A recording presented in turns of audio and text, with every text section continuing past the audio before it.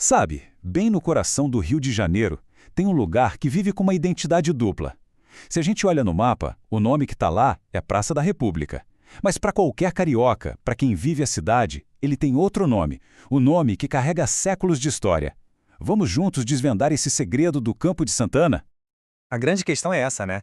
De um lado você tem a Praça da República, o nome que está nos documentos oficiais. Do outro, o nome que todo mundo fala, que ecoa pelas ruas há séculos, Campo de Santana. Por que essa diferença toda? O que isso diz sobre a história do Rio? E olha, isso não é só um detalhe, uma curiosidade. É o reflexo de um conflito histórico de verdade, uma batalha mesmo, entre a identidade que nasceu do povo, de baixo para cima, e a identidade que foi imposta pelo poder, de cima para baixo.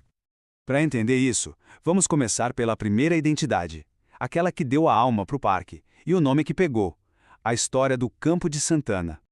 No comecinho de tudo, essa área era conhecida como Campo da Cidade. Pensa num terreno alagado, meio abandonado, que ninguém queria muito. Ficava ali, na beirada do Rio de Janeiro colonial. Era a margem, literalmente. E era para essa margem que a sociedade da época empurrava os chamados infames pela raça ou religião. Foram essas comunidades, esses grupos marginalizados, que primeiro ocuparam e deram vida a esse lugar, bem longe do centro do poder. E aí que vem a virada. Em 1735, uma irmandade afro-brasileira levanta uma igrejinha ali dedicada a Santana. E a fé do povo que batiza o lugar. O nome Campo de Santana nasce dali, do povo e para o povo. Simples assim.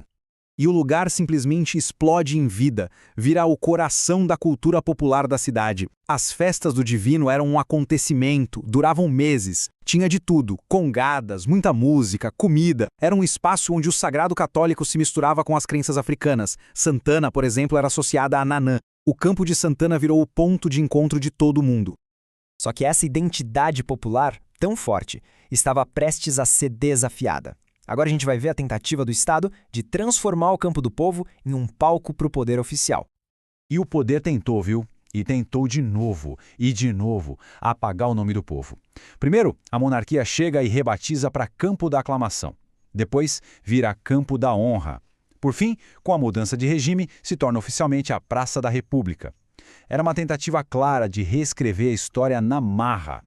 O grande momento dessa mudança foi em 1808, com a chegada da família real. Eles olharam para aquele espaço aberto, imenso, e pensaram, perfeito, é aqui que a gente vai mostrar nosso poder. E o campo virou cenário para desfile militar, casamento da realeza, até tourada teve por lá. Então o conflito fica muito nítido aqui, né? De um lado a identidade santana, popular, orgânica, que veio das lavadeiras, dos devotos. Do outro, a identidade oficial, superpolítica, planejada, imposta por imperadores e presidentes. Eram duas visões de mundo completamente diferentes disputando o mesmíssimo espaço. E aí vem a maior ironia de todas. Foi exatamente nesse lugar que Dom Pedro I foi aclamado imperador e foi ali também que a República foi proclamada. Pensa só, dois dos maiores momentos políticos da história do Brasil. E mesmo assim, o povo nunca abriu mão do nome original. Continuou sendo, na boca do povo, o Campo de Santana. E hoje em dia, vamos dar um salto para o presente e ver como essas duas identidades continuam vivas, convivendo e às vezes se chocando no parque. Quando a gente olha de cima, é impressionante. O parque é uma mancha verde, um respiro no meio da cidade. Mas ele está cercado por um verdadeiro anel de poder, de prédios históricos e do governo. Essa imagem já conta muito dessa história.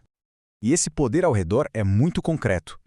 Ali do lado estão o antigo Senado, o Arquivo Nacional, o Comando do Exército. Cada prédio desses é um monumento vivo da identidade oficial que tentaram impor. A Praça da República está ali, fisicamente representada por essas instituições.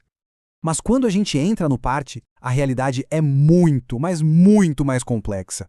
Tem os grandes monumentos aos heróis nacionais, claro, mas tem também as famosas cutias, os pavões. E como um espelho das desigualdades do Rio, o parque também é refúgio para a população em situação de rua e um lugar com sérios problemas sociais. É um verdadeiro microcosmo da cidade. O que nos traz de volta para aquela pergunta lá do começo. Depois de séculos, depois de tantas tentativas do poder de mudar o nome, por que foi o nome do povo Campo de Santana que sobreviveu e venceu essa disputa? A resposta, no fundo, é simples e poderosa. A memória coletiva é teimosa. Um nome que nasce da fé, das festas, do trabalho, do dia a dia, ele cria raízes muito mais profundas na alma de uma cidade do que qualquer nome que venha de um decreto, de uma canetada. Ou seja, manter o nome Campo de Santana vivo não foi um acaso. Foi um ato de resistência, de preservação. É a própria população que, através da linguagem do cotidiano, se tornou a grande guardiã da verdadeira história daquele lugar. Isso faz a gente pensar, né? Os nomes dos lugares ao nosso redor muitas vezes parecem banais, mas quantos deles não guardam batalhas históricas parecidas com essa? Que segredos, que histórias estão ali escondidas à vista de todos, nos nomes das ruas e praças de qualquer cidade?